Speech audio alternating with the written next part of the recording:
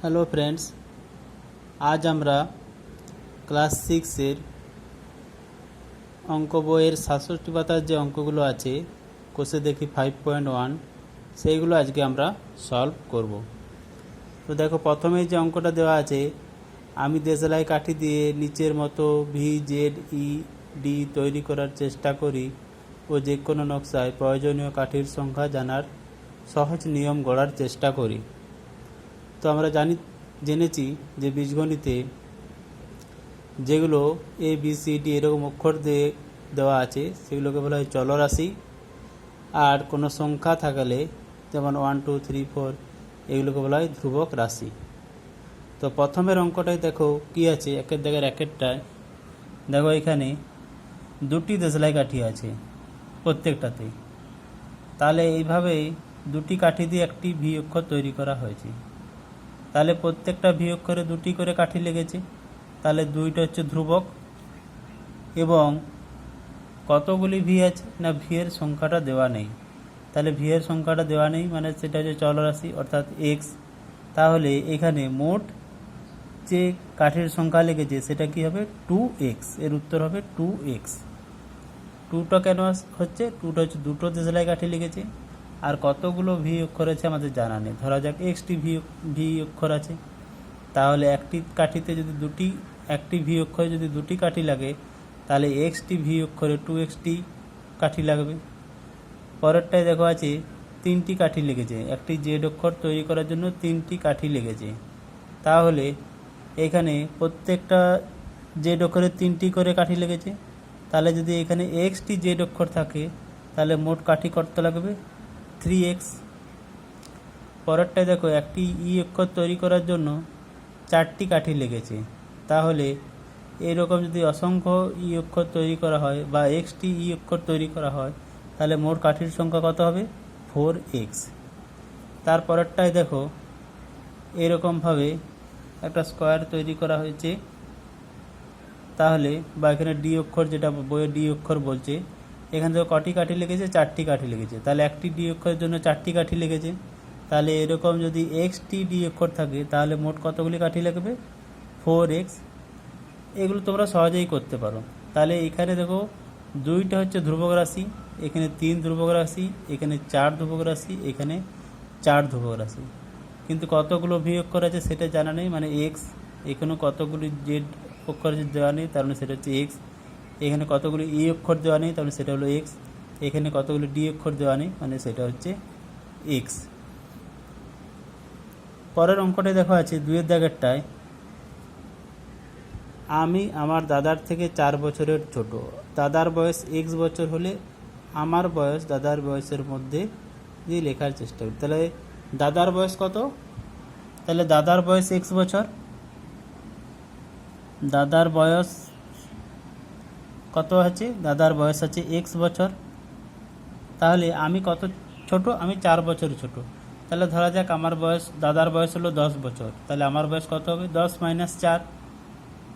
সেই রকম এখানে দাদার বয়স দেওয়া আছে x বছর, তাহলে আমার বয়স কত হবে, আমার বয়স হবে x - 4 বছর।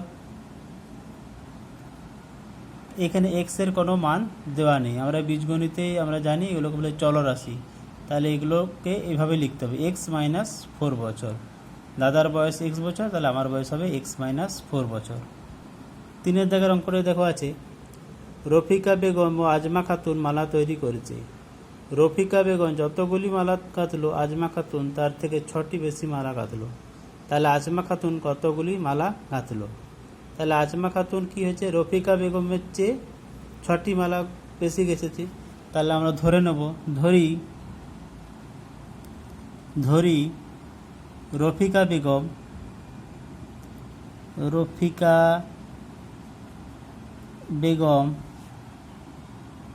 কি বলেছে, এক্সটি মালা গেঁথেছে। ধরি রফি মতো এক্সটি মালা গেঁথেছে। তাহলে আজমা খাতুন কতগুলি মালা গেঁথেছে, তাহলে আজমা খাতুন মালা গেঁথেছে কি হবে, 6টি মালা বেশি গেঁথেছে। তাহলে 6টি মানে কি, এ গেঁথেছিল এক্সটি, তাহলে 6 বেশি, 6 বেশি মানে 6 যোগ করবো এর সাথে, তাহলে মালাগাতের চেয়ে হবে এক্স প্লাস 6টি। যেহেতু 6টি বেশি মানে এক্স প্লাস 6, এই যদি 4টি মালা গাঁথতো তাহলে কী হতো 4 প্লাস 6, এই যদি 5টি মালা গাঁথতো তাহলে কী হতো 5 প্লাস 6। এইভাবে অঙ্কগুলো করতে হবে। এরপর দেখো 4 দাগের অঙ্কটা।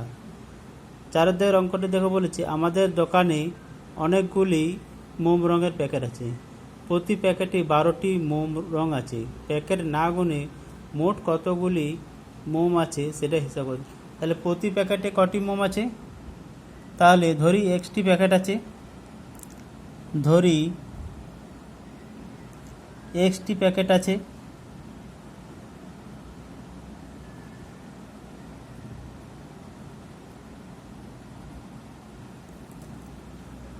অনেকগুলি মোম রঙের প্যাকেট, অনেকগুলি মোম রঙের প্যাকেট মানে এক্সটি ধরে নিলাম। প্রতি প্যাকেটে কি দেওয়া আছে 12টি মোম রং আছে, প্রতি প্যাকেটে 12টি মোম রং আছে।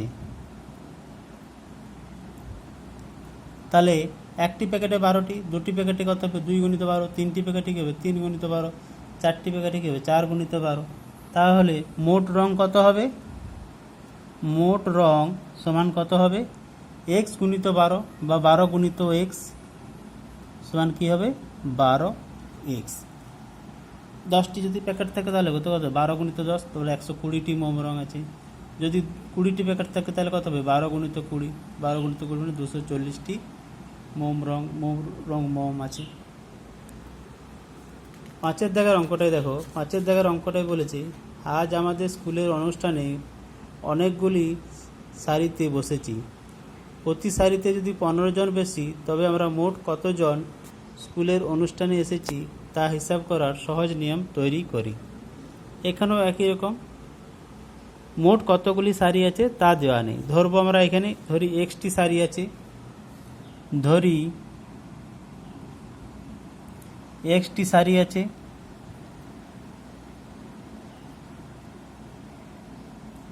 তাহলে এখানে কি বলেছে 15 জন বসেছি, প্রতি সারিতে 15 জন বসেছি, তাহলে মোট কতজন উপস্থিত, তাহলে স্কুলের অনুষ্ঠানে মোট উপস্থিত বা মোট অনুষ্ঠানে